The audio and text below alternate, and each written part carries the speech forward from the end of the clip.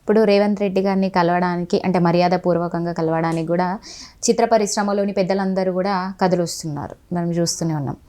అంటే రేవంత్ రెడ్డి సర్కార్ నుంచి ప్రోత్సాహాలు ఏమైనా ఎక్స్పెక్ట్ చేస్తున్నారంటారా? ఏం చెప్తారు? ఏం లేదమ్మా, మా చిన్న చిన్న కోరికలు, మా కోరికలు వాళ్ళు చిన్నది 5 నిమిషాల్లో చేయాల్సిన కోరికలే. మేము అడిగింది ఏంటి, పెద్ద సినిమాకి 250 పెట్టండి, చిన్న సినిమాకు 100 పెట్టండి. పేదవాడి కళ, మల్టీప్లెక్స్లోకి వెళ్ళి సినిమా చూడడం పేదవాడి కళ. ఆ పేదవాడి కళలో 20% ఆక్యుపేషన్ మల్టీప్లెక్స్లు ఇచ్చి అది జియో పాస్ చేయండి. మధ్యాహ్నం చిన్న సినిమా బతకాలంటే 2.5 షో అనేది ఇవ్వండి. మస్ట్ అండ్ షూట్ మాకు 2.5 షో ఇవ్వాలి, 4 షోలు ఇది ఉండాలి. ఇలాంటివన్నీ కూడా చిన్న చిన్న ఉన్నాయి. అలాగే పెద్ద సినిమా కూడా రేట్లు పెద్దగా అబ్నార్మల్గా ఉన్నప్పుడు పెద్ద సినిమా 250 పెట్టండి, మాకు అభ్యంతరం లేదు. కానీ పెద్ద సినిమా చిన్న సినిమా రెండూ బతకాలి, కార్మికులు బతకాలి. అలాగే మాకు 81 నుంచి 84 తర్వాత నిర్మాతలకు ఎవరికి ఇల్లు రాలేదు. నిర్మాతలు అందరూ వెయిటింగ్లో ఉన్నారు. అప్పుడు ఫిల్మ్ నాగ్ సొసైటీ ఇవ్వడం తప్ప తర్వాత ఇవ్వలేదు. కాబట్టి చిత్రపూర్ అనేది కార్మికులది, నిర్మాతలకు ఇవ్వలేదు. కాబట్టి మాకు రామానాయుడు స్టూడియో కిందన 9.5 ఎకరాలు ఉంది. 4.5 ఎకరాలు అన్యాక్రాంతం అయిపోయింది, ఇంకా 5 ఎకరాలు ఉంది. కనుక 9.5 ఎకరాలు మాకు అపార్ట్మెంట్లో కట్టించి ఆ నిర్మాతలకు ఎఫ్డీసీ నుంచి ఆ ల్యాండ్ మాకు ఇప్పించవలసిందిగా కోరుతున్నాం. అక్కడ కాకపోతే మీరు ఇంకొక ఎకరైనా శంకరపల్లి, బిఫోర్ శంకరపల్లి లోపల మీ గవర్నమెంట్ ల్యాండ్లో ఎక్కడైనా మాకు ఈ నిర్మాతలకు ఆ ల్యాండ్ ఇప్పించి మనిషికి 300 గజాలు మాకు ఇవ్వగలిగితే, గతంలో మీరు ఇచ్చారు 81లో ఇచ్చారు చెన్నారెడ్డి గారు, కాంగ్రెస్ గవర్నమెంటే, కనుక మళ్ళీ మీరు కూడా ఇవ్వగలిగితే బాగుంటుందని మా ఉద్దేశం.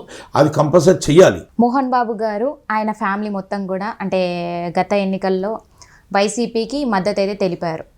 మరి ఈ దఫా కూడా అది మళ్ళీ ఏదైనా ప్రచారం చేస్తారంటారా వైసీపీ తరఫున? నేను ఒకటమ్మా, ఆయన దేనికి చేస్తే ఆయన ఇష్టం, ఇండివిజువాలిటీ కదా మోహన్ బాబు గారు, ఇండివిజువాలిటీ. ఆయన ఏ పార్టీకి చేయొచ్చు, ఆయన వైసీపీకి చేయొచ్చు, లేకపోతే టీడీపీకి చేయొచ్చు, ఆయన ఇష్టం అది. ఆయన మనం ఎలా కనగలుగుతాం, ఏ పార్టీకి చేస్తారని ఎలా కనగలుగుతాం? అప్పుడు వైసీపీకి చేశారు, ఇప్పుడు దేనికి చేస్తారని ఆయన ఇష్టం కదా, ఆయన కదా అనౌన్స్ చేయాల్సింది, మనం కాదు కదా చెప్పేది. ఇప్పుడు ఆర్జీవీపై లోకేష్ వ్యూహం పనిచేసిందా అంటే ఏం చెప్తారు? మరి వ్యూహం రిలీజ్ అవుతుందా లేదా? దీనిపైన అయితే కొన్ని విమర్శలు జరుగుతున్నాయి, ఎందుకంటే టీడీపీకి అగేన్స్ట్గా మొత్తం వ్యతిరేకంగా తీశారు ఆయన. మరి ఏం చెప్తారు? మీరు టీడీపీకి వ్యతిరేకంగా తీయండి, కాంగ్రెస్ వ్యతిరేకంగా తీయండి, మేబీ ఏదైనా తీయొచ్చు. సెన్సార్ ఆఫీస్ ఉందా లేదా, సెన్సార్ ఆఫీస్ నిద్రపోయిందా, లేకపోతే సెన్సార్ ఆఫీస్ లంచాలు తీసుకొని సినిమాలు సెన్సార్ చూస్తుందా? 3 విషయాలు అడుగుతున్నా. సెన్సార్కి ఒక గైడ్లైన్స్ ఉన్నాయి, ఆ గైడ్లైన్స్ని మీరు పరిధి దాటి వ్యవహరించారు ఈ సినిమాలు ఇవ్వడానికి.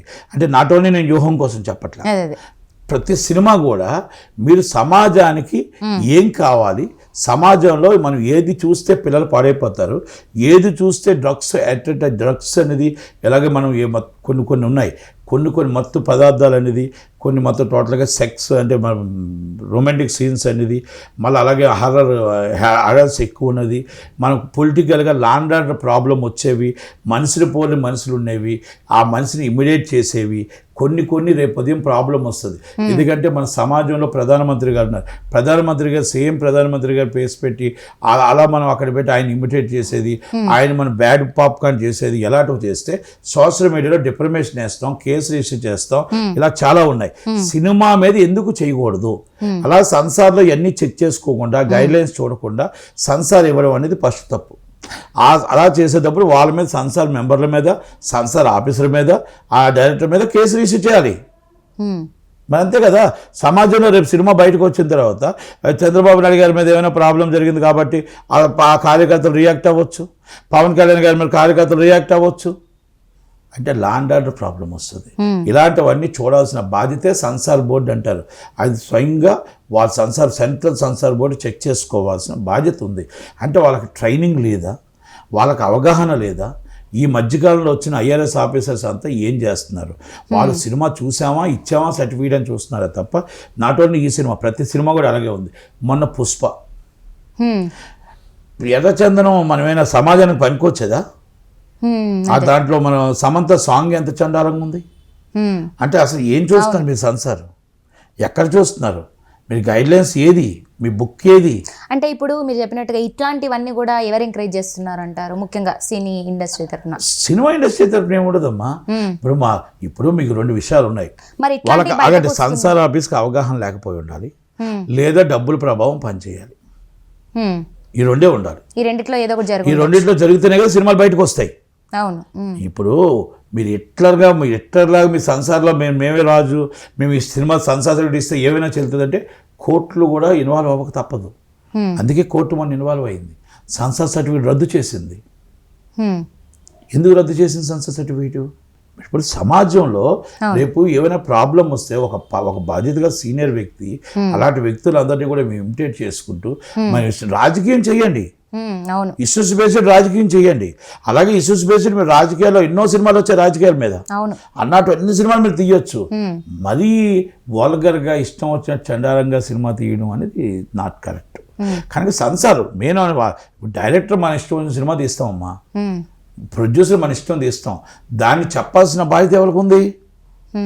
డైరెక్టర్. ఇది సెన్సార్ ఆఫీస్కి. సెన్సార్ ఆఫీస్ ఫెయిల్ అయింది. కర్ణాటకలో సెన్సార్ చేశారు. కర్ణాటకలో సెన్సార్ చేసేటప్పుడు మరి అక్కడ ఫెయిల్ అయినట్టే లెక్క కదా. అవును, అంతే కదా.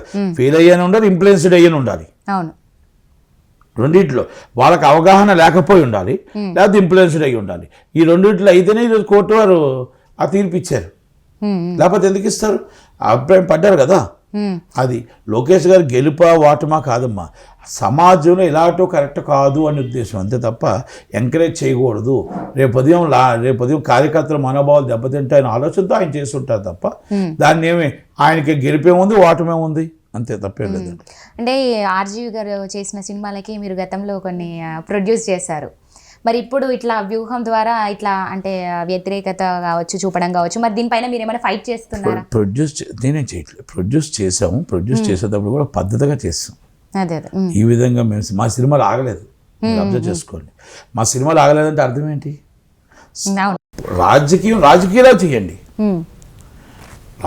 రాజకీయాలు చేయండి. ఇప్పుడు మీరేదో డైరెక్ట్ వైసీపీ కార్యకర్తల సినిమా చేయడం కూడా కరెక్ట్ కాదు.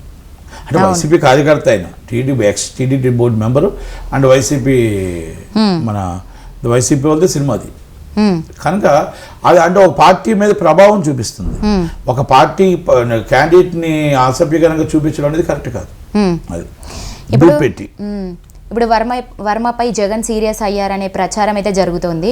అంటే సినిమా రిలీజ్ కాకపోవడం, అదేవిధంగా అవుట్పుట్ సరిగ్గా లేదని అంటే కామెంట్స్ ద్వారా కూడా జగన్ ఇట్లా కొంచెం సీరియస్ అయ్యారనే ఒక ప్రచారం కూడా జరుగుతుంది. మరి అంటే అవుట్పుట్ లేదనే కామెంట్స్ వచ్చినాయి, అవుట్పుట్ సరిగా లేదంటూ కూడా దీనిపైన కొన్ని కామెంట్స్ అయితే వ్యతిరేకంగానే వచ్చాయి. అంటే టీడీపీకి సపోర్ట్గా ఉన్న వాళ్ళు కావచ్చు, ఇట్లాంటి ఈయన ఆర్జీవి గారు ఇట్లాంటి సినిమాలు తీస్తారని, అదేవిధంగా ఆయన కొంచెం బిహేవియర్ ద్వారా కూడా కొంచెం ఈ మధ్య ట్రోలింగ్ కూడా కొంచెం జరుగుతుంది. మరి దీనికి కారణంగా జగన్ సీరియస్ అయ్యారని కథనాలు వినిపిస్తున్నాయి. మరి ఇది అంటే జగన్మోహన్ రెడ్డి గారు జగన్మోహన్ రెడ్డి గారి వాల్యూ పోయింది, జగన్మోహన్ రెడ్డి గారి పరువే పోయింది. ఎందుకంటే ఇది డైరెక్ట్గా కావచ్చు, ఇండైరెక్ట్గా కావచ్చు, ఇది జగన్మోహన్ రెడ్డి గారి సినిమా అని అంటారు, ఇది డైరెక్ట్ కావచ్చు, ఇండైరెక్ట్ కావచ్చు, ఇది గవర్నమెంట్ సినిమా అని అంటారు, డైరెక్ట్ కావచ్చు, ఇండైరెక్ట్ కావచ్చు, వైసీపీ సినిమా అంటారు. రామ్ గోపాల్ వర్మ గారికి ఏం సంబంధం ఉన్నప్పుడు డైరెక్టర్ అయినా ఈ సినిమాను ఆపుకున్నారంటే రిలీజ్ చేసుకోలేకపోయారంటే ఈజ్ అ ఫెయిల్యూర్ వాళ్ళు. ఎందుకంటే దాసరా కిరణ్ గారు వాళ్ళు ఫెయిల్ అయ్యారు. నవంబర్ 10 రిలీజ్ చేయలేకపోయారు, ఫెయిల్ అయ్యారు. మళ్ళీ 29 డేట్ వేశారు, చేయలేకపోయారు, ఫెయిల్ అయ్యారు. అంటే ఇట్లా కామెంట్స్ చూసి కూడా ఏమన్నా సీరియస్ కదమ్మా, సినిమా ఎలాగుంది ఏంటి అని ఇంటర్నెట్లో ఎంత డబ్బు ఇచ్చారు ఏంటి, ఎంత ప్యాకేజ్ డైరెక్టర్గా ఆయనకి ఎంత రెమ్యునరేషన్ ఇచ్చారు అనేది మనకు తెలియదు. కానీ ఆయన డైరెక్ట్గా ఆయన సినిమా తీసాడు, అది నచ్చుతుందా నచ్చలేదా, నచ్చకపోతే. కాకపోతే సినిమా రిలీజ్ ఆగిపోవడం అనేది 2 సార్లు అది జగన్ గవర్నమెంట్కి అది వాటమే. రెండోది రోజా గారు మనందరూ వచ్చి ఈవెంట్ పెట్టారు. అది చేతిలో సూర్యుడు పెట్టిన ఏదో 29 సినిమా ఆగదు, జగన్మోహన్ రెడ్డి గారు 2024 గెలుపు ఆగదు అన్నారు. మరి 29 సినిమా ఆగిపోయింది, గెలుపు ఆగిపోద్దా?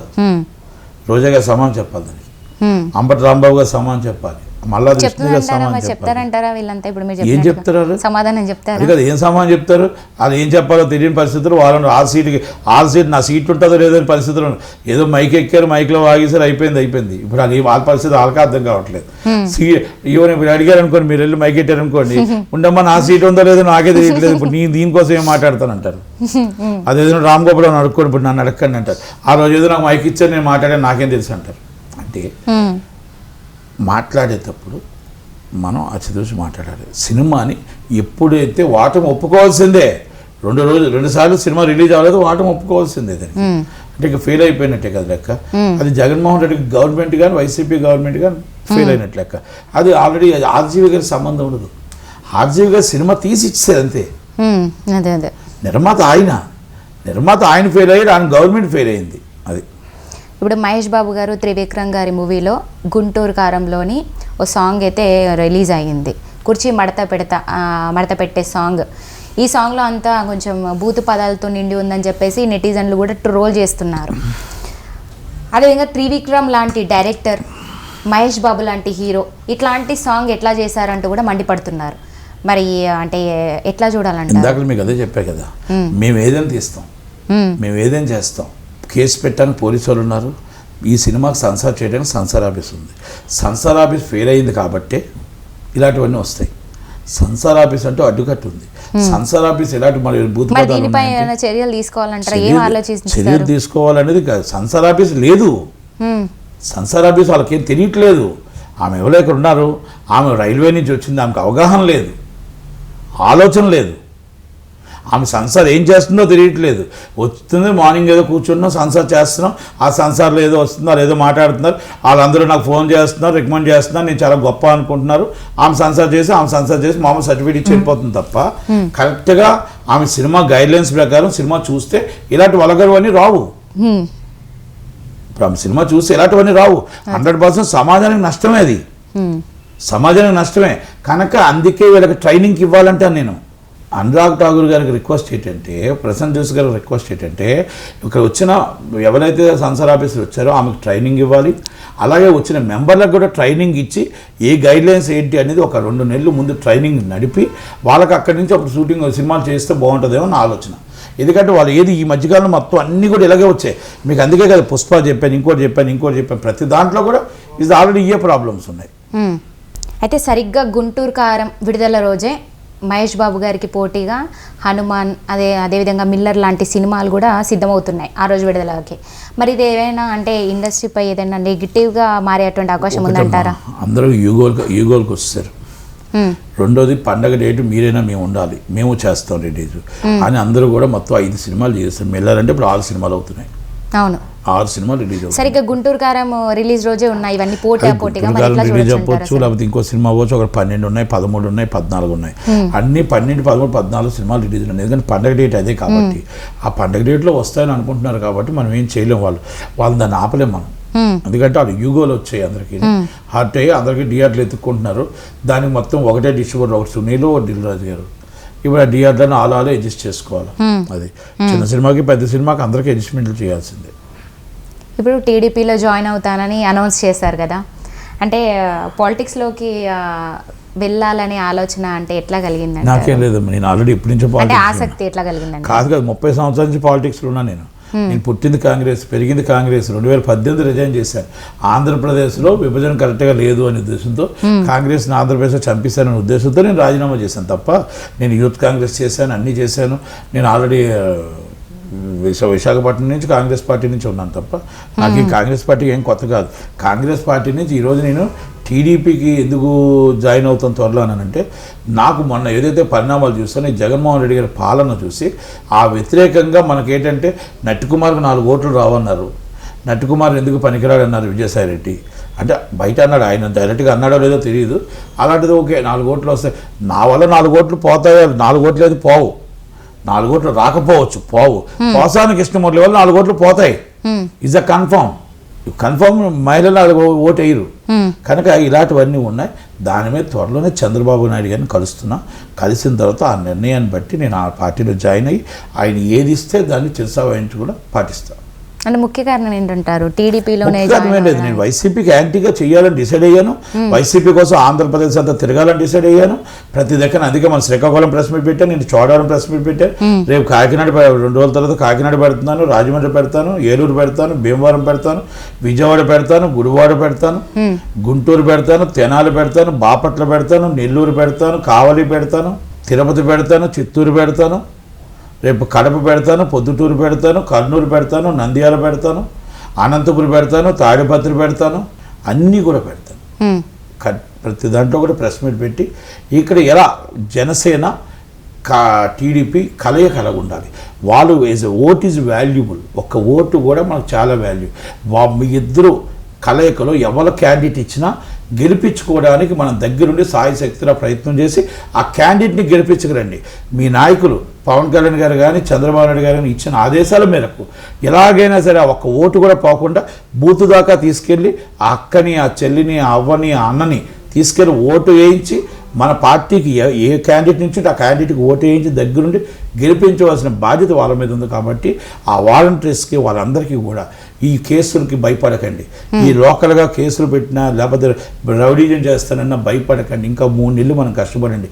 మీరు ధైర్యంగా ఉండాలన్న ఒక ధైర్యం కోసం, భరోసా కోసం నేను వెళ్తున్నాను తప్ప అక్కడ ఇంకేం లేదు. ఇప్పుడు ఎందుకంటే ప్రతి వాళ్ళని భయపిస్తున్నారు. లోకల్గా ప్రెస్ మీట్ పెడితే భయపిస్తున్నారు, ఇంకోటి పెడితే భయపిస్తున్నారు, కార్యకర్తలు కలిస్తే భయపిస్తున్నారు. కనుక ఆ ధైర్యం కోసం నేను వచ్చి ప్రెస్ మీట్ పెట్టాను, మీరు ధైర్యంగా వెళ్ళండి, మీకు భరోసా లోకేష్ గారు ఉన్నారు, మీకు పవన్ కళ్యాణ్ గారు ఉన్నారు, చంద్రబాబు నాయుడు గారు ఉన్నారు చెప్పడం కోసం నేను ప్రెస్ మీట్కి వెళ్తున్నాను. ఇప్పుడు హనుమాన్ మూవీ రిలీజ్కి ఎందుకు ఇన్ని అడ్డంకులు సృష్టిస్తున్నారంటారు? ఈ సంక్రాంతికైనా రిలీజ్ అవుతుందా లేదా? అంటే ఇప్పుడు పెద్ద ప్రొడ్యూసర్లు అందరూ కూడా ఇట్లాంటి చిన్న సినిమాలను ఎందుకు తొక్కేస్తున్నారంటారు? అంటే మీరు కూడా ఒక ప్రొడ్యూసర్గా మీరు అంటే ఏమన్నా ఫైట్ చేస్తారా? ఏం చెప్పదలుచుకున్నారు? అసలు అన్నింటిలో పండగ పెద్ద సినిమా హనుమానే అవుతుంది. అంటే కొంత ఇప్పుడు సజ్జా గారు చేసినటువంటి కొంచెం పెద్ద అంటే పెద్ద కోట్ల బడ్జెట్లో కాకుండా పెద్ద మాపు సినిమాలు కాకుండా కొంచెం చిన్న స్థాయిలో వెళ్తూ ఉన్నాడు అతను. చూసుకుంటే కూడా అంటే రీసెంట్ గానే వచ్చాడు ఇండస్ట్రీకి. చిన్నప్పటి నుంచి ఉన్నా కూడా సబ్జెక్ట్ మంచి సబ్జెక్టు కనుక సబ్జెక్ట్లో మొత్తం టోటల్ సన్సార్ అయిపోయింది. కానీ సినిమా ఎక్స్ట్రాడినరీ సినిమా. రేపు పండగ సినిమాకి ఫస్ట్ సెకండ్ లో ఉంటుంది, నో డౌట్. అయోధ్య 22 ఓపెనింగ్ ఉంది, రామ్ జన్మభూమి. అంటే కొంత బయట టాక్ వస్తుంది ఇట్లా అంటే పెద్ద సినిమాలు, పెద్ద ప్రొడ్యూసర్లు పెద్ద సినిమాలనే రిలీజ్ అంటే పైకి లేపుతారు, ఇట్లా చిన్న సినిమాల్ని కొంత చిన్నపాటి ప్రొడ్యూసర్ని కూడా తొక్కేస్తున్నారు అన్నట్టుగా అనిపిస్తుంది. మరి మీరు ఎట్లా? ఇండస్ట్రీలో కామనే కదా ఇప్పుడు. అంటే మీరు దీనిపైన ఎట్లా స్పందిస్తారు? అది కదమ్మా, ఏముంటుంది ఇప్పుడు గొప్పవాడిని గేట్ లోనికి రాణిస్తారు సెక్యూరిటీ, పేదవాడిని ఎక్కడ రాణిస్తాడు? గేట్ బయట ఉంచుతాడు, అంతే. నార్మల్ గా చూడాలంటారు. గుడిలో వివిఐపి దర్శనం, గొప్పవాడు వివిఐపి దర్శనం చేసుకుంటాడు, పేదవాడు మామూలు సామాన్య దర్శనం చేసుకుంటాడు. దేవుడి కాడ కూడా వ్యత్యాసం ఉంది. మీరు 500 రూపాయలు తీసుకుంటే ఒకటి అభిషేకం, మళ్ళీ మీరు వివిఐపి అనేది ఒకటి అభిషేకం, మళ్ళీ మామూలుగా సామాన్య దర్శనంలో సామాన్య వ్యక్తి ఉంటుంది. సామాన్య వ్యక్తే చిన్న నిర్మాత, సామాన్య వ్యక్తి చిన్న నిర్మాత, మిడిల్ నిర్మాత, పెద్ద నిర్మాత. అంటే వివిఐపి అనేది పెద్ద నిర్మాత, 500 రూపాయల టికెట్ మిడిల్, మా సామాన్య దర్శనం మామూలు ఉచిత దర్శనం చిన్న నిర్మాత. ఉచిత దర్శనంకి ఎప్పుడు లైనే కాయాలిగా, మా జీవితం అంతా లైన్. అంటే దేవుడి దగ్గరే ఇంత వ్యత్యాసాలు ఉండేది, అప్పుడు మా దగ్గర ఉండవా చెప్పండి? దేవుడి దగ్గరే ఒక దర్శనం లేదు, మా దగ్గర ఉండవా? అంతే, ఏదైనా అంతే కదా. ఇప్పుడు ఫస్ట్ వీకెండ్ లో దేవుడు ఏదైనా దర్శనమే కదా. దేవుడు ఆశీర్వదించింది పేదవాడైనా గొప్పవాడైనా ఆశీర్వాదాలు ఇస్తారు. కాకపోతే ఇన్ని వ్యత్యాసాలు అక్కడ ఉన్నాయి కాబట్టి మా సినిమా ఫీల్డ్లో కూడా ఇంతకన్నా ఎక్కువ వ్యత్యాసాలు ఉంటాయి. పెద్దవాడిదే లాభం ఉంటుంది, ఎక్కడైనా పెద్దవాడే. మీకు రాజకీయ నాయకుడిగా సీఎం ఉంటుంది, సీఎం దగ్గరికి ఎవరు వెళ్తారు? గొప్పవాడు వెళ్తాడు. దిల్ రాజు గారు 5 నిమిషాలు వెళ్ళిపోతారు, చిరంజీవి గారు వెళ్ళిపోతారు. నేను వెళ్ళగలనా? వెళ్ళాను కదా. అది ఇప్పుడు ఫస్ట్ వీకెండ్లో 500 కోట్లు అంటే క్రాస్ చేసినటువంటి వసూలు చేసినటువంటి సలార్ మూవీ మరి 1000 కోట్ల మార్క్ ఎందుకు అందుకోలేకపోయిందంటే ఏం చెప్తారు? 1000 కోట్ల మార్క్ కాదమ్మా, 700 కోట్లు 800 కోట్లు చేస్తుంది సినిమా. సాటిలైట్ ఉన్నాయి కదా, డిజిటల్ సాటిలైట్ అన్ని కలిపితే 700 కోట్లు పైన చేస్తుంది. మీ 1000 కోట్ల మార్క్ అంటే మనం ఊహించుకుంటే ఎలాగా? హీరోయిజం ఉంది, ఆ హీరోయిజం పెట్టి రిపీట్ ఆడియన్స్ ఉండాలి కదా. అంటే ఫస్ట్ వీక్ లోనే 500 కోట్లు దాటిందంటే మరి ఫస్ట్ వీక్ కాదు, 4 రోజుల్లోనే, 5 రోజు లేదు షేరు, 4 days లోనే ఉన్న థియేటర్, ప్రపంచంలో ఉన్న థియేటర్లను వేసేస్తే సినిమా చూడటానికి ఏముంటుంది? కాదమ్మా, నేనేమంటే ప్రపంచంలో ఉన్న థియేటర్లన్నీ వేసేసి ఆడియన్స్ అంతా చూసేసిన తర్వాత ఇంకా సినిమా చూడటానికి ఆడియన్స్ ఏరి రిపీట్ ఆడియన్స్ రావాలి. రిపీట్ ఆడియన్స్ 450 రూపాయలు పెట్టి ఎందుకు వస్తారు కదా? 450 రూపాయలు పెట్టి చూసే అంత సినిమా కాదు కాబట్టి హీరోయిజం కట్టి సినిమా చూశారు. ఆయన హీరోగా అంతకన్నా ఎక్కువే వచ్చింది, ఆయన హీరోయిజం చాలా ఎక్కువ వచ్చింది. అందుకే 4 రోజులే సినిమా వెయ్యాలి, 5వ రోజు సినిమా లేదు. 5వ రోజు ఏ సినిమా లేదు, నాట్ ఓన్లీ సలార్. అంటే అన్ని థియేటర్లు వేసేస్తున్నారు. వేసేటప్పుడు ఇంక సామాన్య ప్రేక్షకుడు ఎక్కడ చూస్తాడు? ప్రేక్షకుడు సినిమా చూసేది ఒక పర్సంటేజ్ ఉంటుంది, ఆ పర్సంటేజ్ కంటే ఎక్స్ట్రా పర్సంటేజ్ చూడరు కదా. ఇంకా సూపర్ డూపర్ హిట్ అయితే ఇంకా ఎక్స్ట్రా పర్సంటేజ్ రిపీట్ ఆడియన్స్ చూస్తారు. రిపీట్ ఆడియన్స్ లేదుగా, దానివల్ల 4వ రోజు తర్వాత పడిపోయింది. Right sir, thank you so much. మాకు అంటే మీ అమూల్యమైన టైం కూడా మాతో కేటాయించినందుకు థ్యాంక్ యూ సో మచ్.